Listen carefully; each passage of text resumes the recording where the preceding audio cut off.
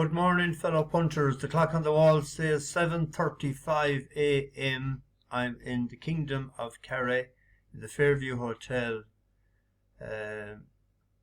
We got here yesterday evening about we got here about half 4, 5 o'clock. Got out of Langerland at 9:15. They were a little slow, some of them. They had sick stomachs. Or a weak stomach, I was told, a couple of them. They were out in Cork the night before, too much to drink, party animals, and late out of the traps. So we headed to Killarney, fed the ducks first crack at Ross Castle. We went to Torque Waterfall then, and into Killarney, just doing a quick tour of the town, showed them a few things, best place to eat, best place to drink, that's all they wanted. And then they went horse riding out the Foster Road for 2 hours, from 1 o'clock to 3 o'clock. And then they had asked me the very first day to pick a location for an engagement that was going to take place on the tour. Now, the girl in question knew it was going to take place, but she didn't know the time or the place. She had selected the ring 3 or 4 months ago, and she knew it was probably going to take place on this trip. So I picked Ladies' View. The sun was cracking the stones, so up we headed anyway, and there was no questions asked by a lot of them, so they must have figured it out, because one guy had said to me before he went on horseback, have some place nice selected for lunch because we'll be starving. But nobody asked me, because I'd have to bend the truth somewhat. Up we went anyway, and there was 2 or 3 busloads of foreigners there, Germans and French. Then half busload of Yanks arrived, and the next thing the question was popped, and she did say yes. So they had champagne, and I seen them bringing ice yesterday morning from the hotel in Cork.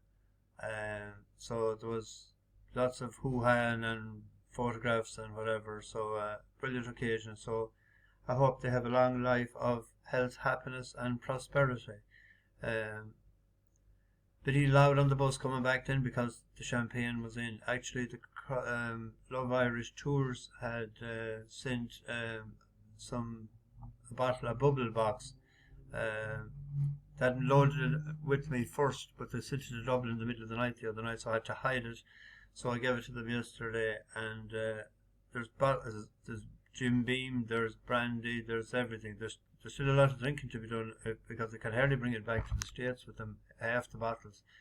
So the Ring of Kerry is being done today, so I can foresee a good time being had by all. When I parked up then, I had to park up at the back of the Great Southern Hotel, and I went playing poker last night. I went for a walk around. I went for something to eat first. Went to Buckley's. Said, have you roast beef? No.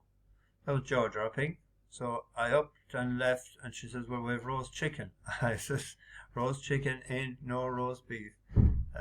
And there was no one in the place, because I like their dessert as well, the sherry trifle. But I went into Murphy's next door. I seen on the menu they had roast beef, reasonably priced at €18, and it came within 5 minutes.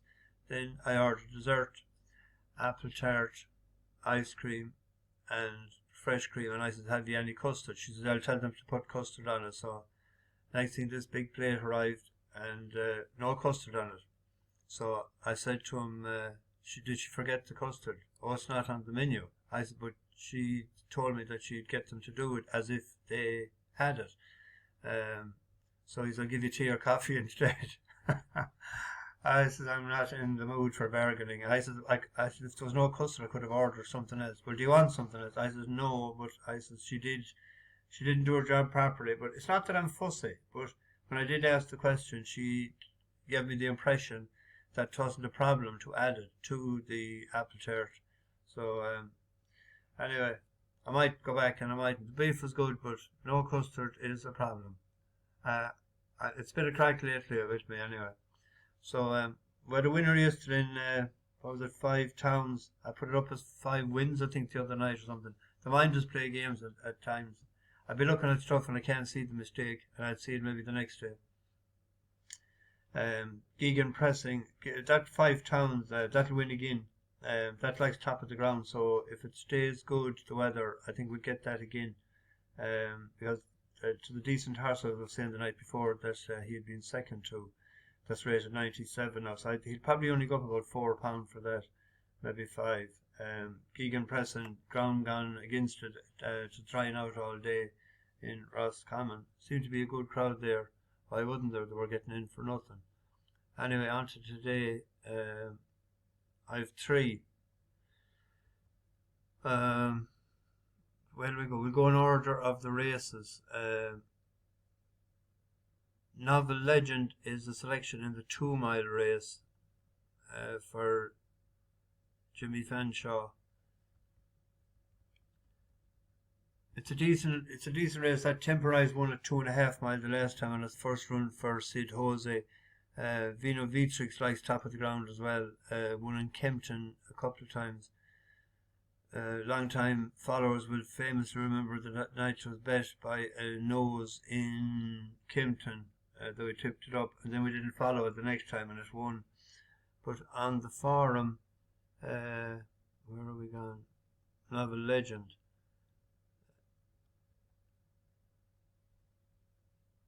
It's by Nathaniel, so I don't know about that. I don't know for sure about that ground there. It's as good to soft in places. It certainly wouldn't be the case around here anyway, because it's a tremendous day yesterday altogether. Although it's very dull morning, there's no trace of the sunshine, but I'm back behind buildings here. But it won in Kempton. It beat First Emperor, and I think we were on First Emperor that day, March. Then it won on soft to beat Call My Bluff. But second to Sweet William, one of our stable stars. The last day was a very decent run. It's 4 from the left here as we pick it up. And White ridden along, so too Postilio. Rainbow Dreamer, the yellow star on the cap trying to thread through. Second from the left, Apparate is making headway under pressure. Heading inside the last quarter mile, and Sweet William, the pink cap, has fought through to take over here. Aztec Empire is giving chase from Novel Legend, Solon Gateway weakening away, but Sweet William is really beginning to stay on powerfully as they come deep inside the furlong. Novel Legend is chasing, but he's surely chasing in vain, and Sweet William, a young stayer, very much on the up, wins hard held from Novel Legend. It's very close for third between Sweet William went on then to be second in the E-Bar, so rated 95, 4-year-old. It has a solid chance today. In Bangor on D. Now, seldom I go to I was never in Bangor on D, but Taragrace for Donald McKean. The young lad Charlie Maggs riding it, and he's riding well.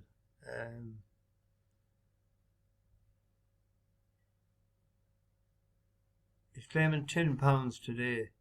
I think there must be the brother in the same race. But the last day, it's likely enough raced. It's only raced 50 times. It was 1, 2 and placed 3 times. But in Bangor the last day, he went out in front. And this was over 2 miles 7. Oh. I'll try it once more. It was hard rattling and smashing and banging this morning at about 6 o'clock. It must be beer barrels or something going in. But Jesus, they weren't sparing it.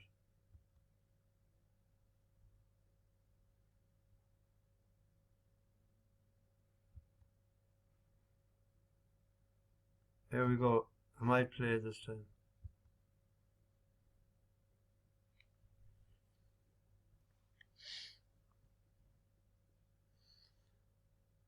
Our internet is slow here.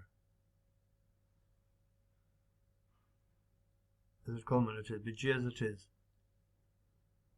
I went out in front over 2.7 and it had a tired the jump pot, so at the heading left. towards That's the it out final in two front. flights then, and Taragrace with Puncher's Cross up against the rail. Cinderella, Sunshine Girl can't quicken, then out wider is Dakota Beat, heading towards the final two flights. Taragrace is over, Puncher's Cross again out to the right, Cinderella trying to stay on, followed by Dakota Beat and Sunshine Girl. One more flight to go, Taragrace being driven right out, Cinderella trying to get on terms in second, then Puncher's Cross and Dakota Beat comes next. Here's the final flight, Taragrace and Cinderella, not much in it. Dakota Beat continues to run along the outside. Taragrace is all out, Cinderella, but here comes Dakota Beat on the outside, finishing best of all. Dakota Beat gets there. If he had pinged the last one, he may have had a chance of a good chance of winning that. But your man, that Charlie Maggs, he's riding fairly well. William Maggs is in, and for the same year, so they must be brothers. He was up a pound for that, but Charlie was that was a conditional jockey's race. He was taken off 8. He's taken off 10 here today. If he goes out in front, top of the ground will be fine by presenting out of Western or Mayor.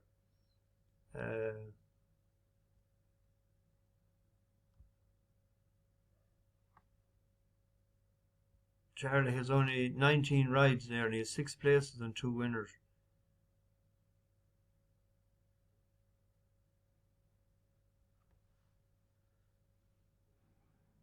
He's placed twice on 3 horses there out of small runs. On to Ripon, a horse we missed the last one. Some people backed it, but on the previous run, or its first run in England for Paul Midgley, I tipped up Strong Johnson.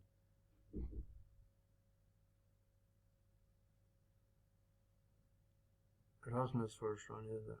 But he usually with Dennis Cullen. But he was back down in the weights from 90 in the high. He was in the hundreds, certainly. He was 100, back down to 73. But he won that race. He was unlucky. He was 11th into 6s, third to Roundtay Park in Ripon. That was over course and distance. And then the last day, to the time of the York was on. So Devil's Angel, Novak towards the outside, Sun Power further back behind them as Strong Johnson has battled his way to the front. Running on is Novak down the outside with Crypto Quest, Devil's Angel and Havana Pursuit the far side, but Strong Johnson's doing enough to win over 6 furlongs for the first time. First win in Britain as well as he saw off Devil's Angel, the running on Sun Power. The time he was second before, I was saying 5.5 furlongs ideally, but Danny Tudhope should be able to. It's no gimme, Fortmore, but he's a decent old horse there as well. But he's 3-1 with 365. I've backed it at 3-1. 74 with the Green Bookie, 2-1 with Hills. 3-1 is the grand prize. Might stick them in a Trixie maybe, and an each way treble. I went playing poker last night, 8 o'clock. It was a nice crowd, great crack altogether. I enjoyed it. There was a couple of, great slagging going on. I enjoyed it to pieces. And three tables. It was over, I think there was 22 or 23 playing altogether. But I came from the death at 10 past a quarter past 1 last night to split it, or chop it as they say, myself and a woman that plays there regular, Geraldine.